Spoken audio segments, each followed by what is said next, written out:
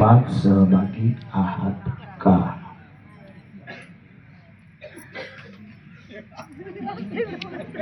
नाही. आणि हो, जर वाल्या कोळ्याच्या बायकोनं नकार दिला नसता तर गावोगावची पारायण झाली नसती. काय संबंध आहे बुवा? गावोगावची पारायण कुठं, वाल्या कोळ्याची बायको कुठं? कापलं, उचलली जीभ आणि लावली टाळ्याला. काय संबंध आहे? तुम्ही असं म्हणला वाल्या कोळ्याच्या बायकोनं नकार दिला नसता तर गावोगावची पारायण झाली नसती. काय संबंध? बसातात बघा. वाल्या माघारी आला नसता, माघारी आला नसता तर पुन्हा नारद महर्षी बरोबर त्याची भेट झाली नसती.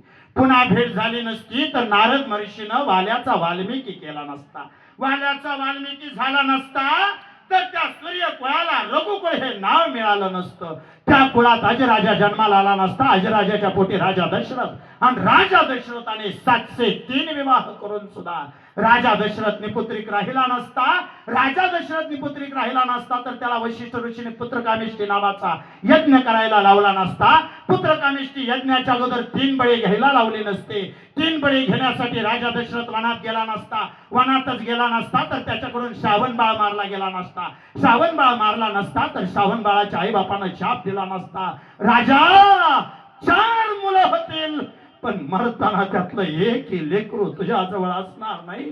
तू आमचं बाळ नाही, तू आमचा म्हातारपणाचा आधार काढलाय. राजा, शाप आहे तुला. 4 मुलं होतील पण मरताना त्यातलं एकही जवळ राहणार नाही. शाप ऐकून राजा दशरथ रडत माघारी आला नसता. आलेल्या राजा दशरथाने कैकेयीची भेट घेतली नसती. कैकेयीची भेट घेतली नसती तर कैकेयीनं राजा दशरथाची समजूत काढली नसती.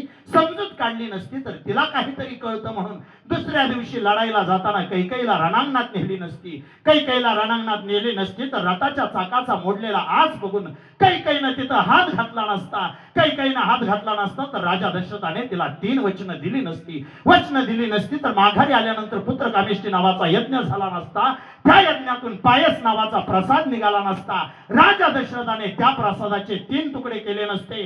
पहिला कौशल्यला, दुसरा सुमित्रेला आणि तिसरा कैकेयीला दिला नसता.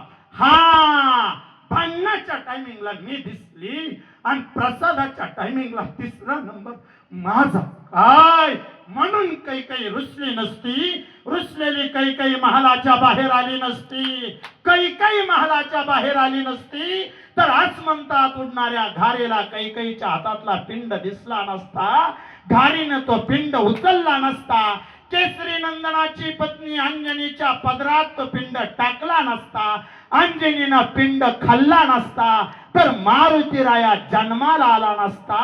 आणि मारुतीत जन्मला नसता तर नवरदेव कुठे निघाला असता.